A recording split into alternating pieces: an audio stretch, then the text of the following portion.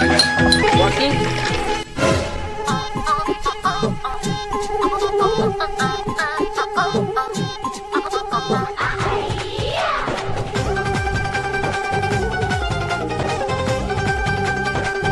শব্দ এখন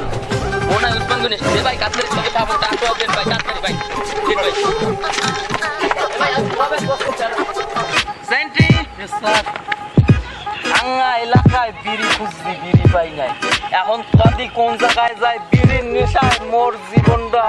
তেজপাতা হয়ে গেছে বিড়ি খাওয়া লাগবে চল যাই দোকানদারের দ্বারা যাবো দেই আজ দোকানে যদি বিড়ি না ভাই ফুললি উড়াই দেবো এই দোকানদার খারাপ খারা খারা মোর এখন 2 প্যাকেট গুল্লিপ সিগারেট লাগবে বিড়ির নেশায় তেজপাতা হয়ে গেছি তাড়াতাড়ি বিড়ি নিয়ে 2 প্যাকেট কাকু এখন সিগারেট দেওয়া যাবে না মোয়া আছে মোয়া খা কে আমি মোয়া খামু আমি খাম বিড়ি কে কি আইছে পরে উসমান গন্ধ আছে না উসমান গন্ধ আসতেছে ওসমান বন্ধু কিটা হে কি কোনো জজ না কোনো ব্যারিস্টার আরে আপনি তো জানেন এলাকায় নতুন আছেন চেনেন না ওনার সামনে এসে বললি আপনি বুঝবেন না আমি এলাকায় বড় বাবু আমারে তুই চিনাও না ওসমান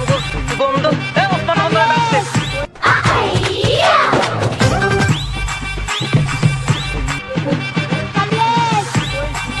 আপনার সামনে তো উসমান গন্ধ পড়েনি আপনি বলে টের পাইবেন